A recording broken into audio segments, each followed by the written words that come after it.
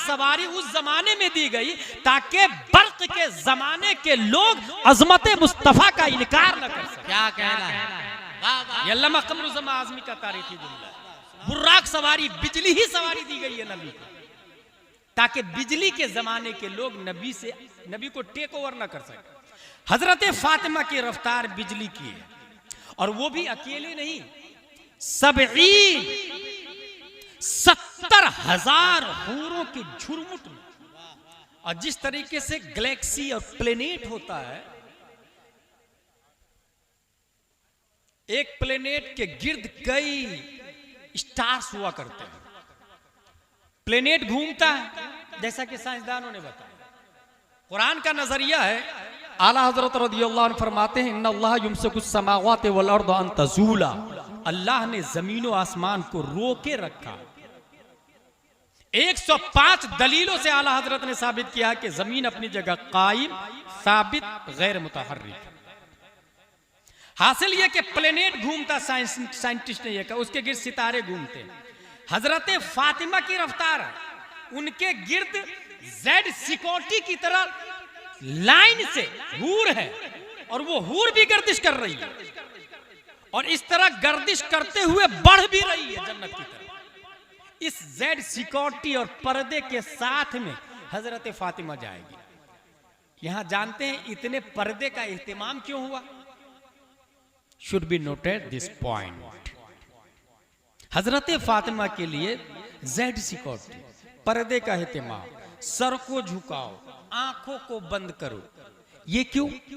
इसलिए कि हजरत फातिमा उस खातून को कहते हैं जिसका आंचल न देखा महो मर ने, उस रदाए नजाहत पे लाखों सलाम। हजरत फातिमा तो ज़हरा रज़ियल्लाहु ताला अन्हा का चेहरा गैर मर्द ने नहीं देखा। हजरत फातिमा ने दुनिया में पर्दे का एहतमाम किया, तो रब ने हश्र में पर्दे का एहतमाम फरमा दिया। और याद रखिएगा आप लोग, हश्र में सब नंगे होंगे, सब नंगे उठेंगे, और वो औरतें ज्यादा देर नंगी रहेगी जो दुनिया में कम कपड़ा पहनती है। सोचिए कि जो दुनिया में कम कपड़ा पहनती है, चंद लोगों को दिखाने के लिए मैदान महशर में सबके सामने वो नंगी होगी। और हजरत फातिमा की फजीलत पर वारिद इस हदीस से यह पता चलता है कि हश्र में सबसे पहले उन औरतों को कपड़ा मिलेगा जो दुनिया में पर्दे का एहतमाम ज्यादा करती है, जो नकाब पहनती है, जो हिजाब पहनती है, जो बुर्का पहनती है। तारीख बताती है, हदीस में आया कि सबसे पहले मर्दों में कपड़ा हजरत इब्राहिम अलैहिस्सलाम को मिलेगा। हदीस शरीफ से साबित है, सबसे पहले इब्राहिम अलैहिस्सलाम को कपड़ा मिलेगा। आला हजरत रज़ियल्लाहु ताला अन्हु उस मुजद्दिद का नाम है जो किसी नबी में कोई फजीलत देखते तो उससे अच्छी फजीलत अपने नबी में तलाशते थे। उन्होंने तलाशना शुरू किया कि जब सबसे पहले इब्राहिम अलैहिस्सलाम को, तो मेरे नबी को कब मिलेगा? तलाशते तलाशते तलाशते आला हजरत को एक हदीस मिली, और वो फरमाते हैं कि मेरे मुस्तफ़ा को रब्बे कदीर कब्र ही से जन्नत के जोड़े में उठाए, कब्र ही से जन्नत के जोड़े में उठाए। ख्वातीन में अब जो खातून ये चाहती है कि मैदान महशर में पोते भी होंगे, परपोते भी, परदादा भी, ससुर का परदादा भी, उनके सामने अगर नंगी न रहे तो दुनिया में नकाब का एहतमाम करे, बुर्के का एहतमाम करे। हजरत फातिमा के सदक़े में उन्हें भी जल्दी कपड़ा नसीब हो जाएगा। निसाअना व निसाअकुम, तुम अपनी औरतों को लाओ, हम अपनी औरतों को। वो अनफुसना वो अनफुसकुम, कितने लोग हो गए? 3 लोग हो गए। इमाम हसन हुसैन, पंजतन में कौन लोग दाखिल है देख ले। इमाम हसन हुसैन, हजरत फातिमा, व निसाअना व निसाअकुम, तुम अपने आप को लाओ, हम अपने आप को लाते हैं। और यहां नफ्स, नफ्सान, अनफुस, यहां भी जमा है। अनफुस मुफस्सिरीन लिखते हैं कि वाहिद हजरत अली की जात है जो अनफुस में मुस्तफा के साथ शामिल है। अनफुस में मुस्तफा के साथ शामिल है। तुम अपने आप को लाओ, हम अपने आप को लाते हैं। और जब नजरान के यहूदियों ने नसरानियों ने देखा तो उन्होंने कहा कि सुनो, मुबाहला मत करो।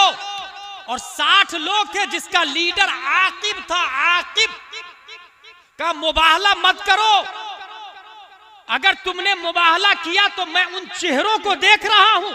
और कौन चेहरा था? प्यारे मुस्तफा का चेहरा, उनके पीछे अली का चेहरा, उनके पीछे हजरत फातिमा का चेहरा, उनके पीछे हसन और हुसैन का चेहरा। उन वफद ने कहा सुनो, लीडर ने कहा सुनो, अगर तुम मुबाहला करते हो तो मैं ऐसे चेहरों को देख रहा हूं। लौ सअलुल्लाह अन युज़ीला जबल मिन मकानी फअज़ालहुल्लाह, अगर वो रब से कह दे ए अल्लाह पहाड़ को हिला दे, तो रब्बे कदीर पहाड़ को भी अपनी जगह से खसका देगा। इसलिए खुदा की कसम, अगर इन्होंने बद्दुआ कर दी, तुम मैदान में इनके साथ उतर गए तो कयामत तक नसरानियों का नामो निशान मिट जाएगा। इसलिए भलाई इसी में है कि मैदान से भाग जाओ, मुबाहला के लिए तैयार ना हो। नारे तकबीर, नारे रिसालत, मसलके आला हजरत, शायर इंटरनेशनल हजरत कारी दिलबर शाही, माशाअल्लाह आवाज़ों तरन्नुम के बादशाह हजरत कारी दिलबर शाही तशरीफ फरमा है। आप इनको देखें और इधर उधर हिले नहीं, वरना दिलबर उसका नाम है जो जमीन से उठा करके जलसा को आसमान तक पहुंचाना जानता है ना। अब चूंकि 3 शायर साहब हो चुके हैं, शहबाज साहब पढ़ चुके अच्छे अंदाज में, गुलफाम साहब बाकी है अच्छे अंदाज में, दिलबर भाई भी बाकी है सबसे अच्छे अंदाज में। वमा अलैना इल्लल बलाग से पहले कुछ खास बातें। अहले बैत हु आर पंजतन, ये समझ में आ गया, हु आर पंजतन। कुरान शरीफ में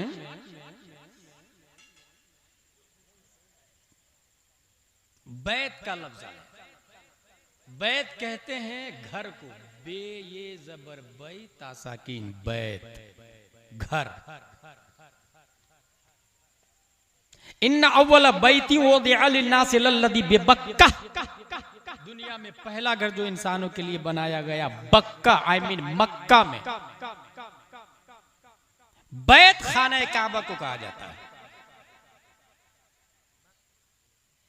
ये बताइए आप लोग कि क्या अल्लाह तबारक व तआला घर का मोहताज है? घर में रहता है, उसके बावजूद काबा को बैतुल्लाह कहा जाता है, अल्लाह का घर। जबकि अल्लाह घर में रहने से पाक है, क्योंकि घर में मुतहय्यिज होने के लिए मुतजस्सिम चाहिए, जिस्म चाहिए, जिस्म के लिए घर जरूरी है। और अल्लाह जिस्म वाला नहीं है, अल्लाह शक्ल सूरत से पाक है। फिर बैतुल्लाह अल्लाह का घर। कुरान शरीफ आप पढ़ते रहे, पढ़ते पढ़ते पढ़ते पढ़ते आप इस नतीजे पर पहुंचेंगे कि कुरान शरीफ ने अहले बैत, अहले बैत नबी की औलाद को कहा। इन्नमा युरिदुल्लाहु लियुज़हिबा अन्कुमुर रिज्स अहलल बैत व युतहिरकुम तत्हीरा। बैत कहते हैं घर को, और अहले बैत घर वाले को। बैत काबा को कहा गया, और अल्लाह घर में रहने से पाक है। इसका मतलब यह है कि काबा वाले औलादे मुस्तफा है, अहले बैत है, नबी की औलाद है।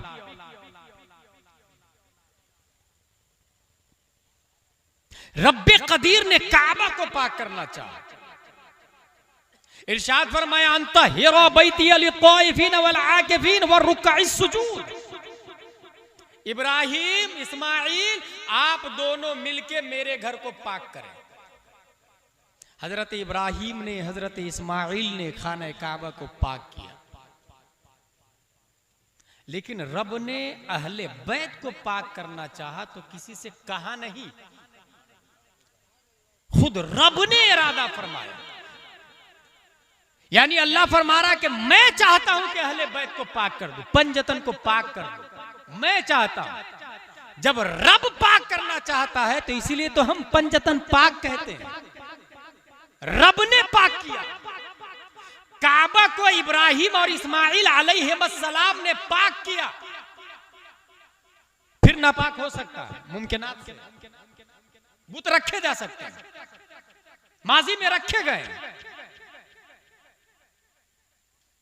अब नहीं रखे जाएंगे,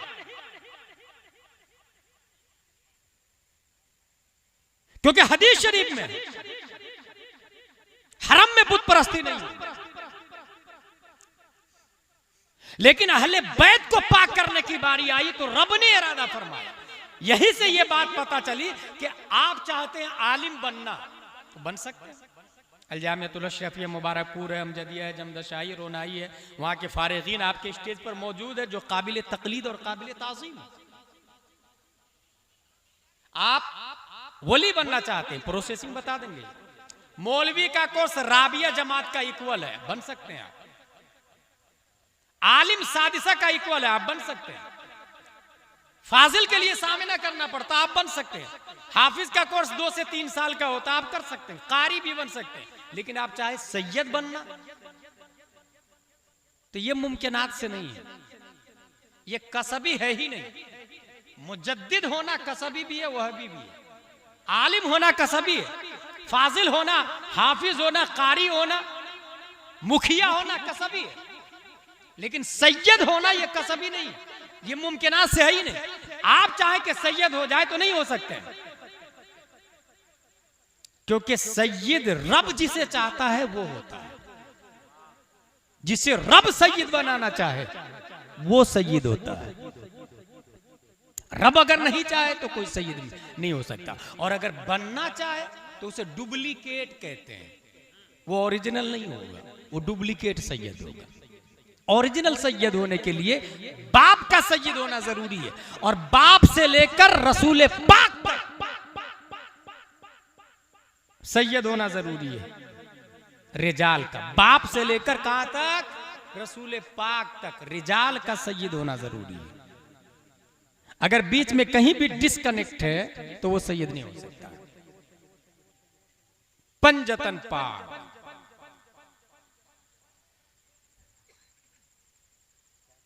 हजरत फातिमा, हजरत अली, हजरत इमाम हसन, हजरत इमाम हुसैन। अब एक पहला जो लफ्ज था, 3 कलिमा था ना, फैजान पंजतन कॉन्फ्रेंस। अब फैजान पर आते हैं। फैजान किसको कहा?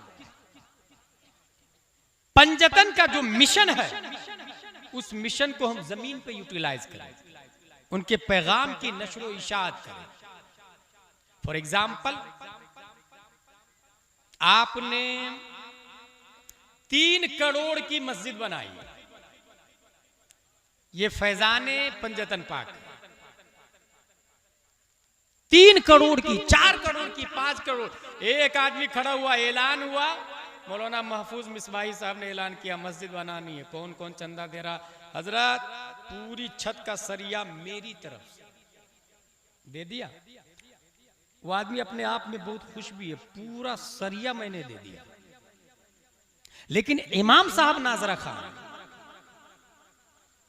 मस्जिद 4 करोड़ की है और इमाम क्या है? नाजरा खां। नाजरा खां किसको कहते हैं? जो देख के पढ़े। या इमाम हाफिज है या इमाम कारी है, उसी के पास जाए कि इमाम साहब की तनख्वाह 20,000 होनी चाहिए और मुफ्ती इमाम लाएंगे। नहीं यार, मसले बताते इख्तलाफ होता है। That is weak point. अब सोचे 4 करोड़ की मस्जिद में रोजाना जाए आप, क्या वो मस्जिद आपको वुजू के फराइज सिखाएगी? क्या वो मस्जिद आपको गुस्ल के फराइज सिखाएगी? क्या वो मस्जिद आपको बताएगी ला इलाहा इल्लल्लाह मुहम्मदुर रसूलुल्लाह? क्या वो मस्जिद आपको बताएगी अल्लाहु अहदुन अल मस्जिदु साकितुन वल इमामु नातिक़ुन? 4 करोड़ की मस्जिद खामोश है, वो जमादात से है, मगर बोलता इमाम है, नातिक इमाम है। 4 करोड़ की मस्जिद आपके मोहल्ले से जहालत को खत्म नहीं कर सकती।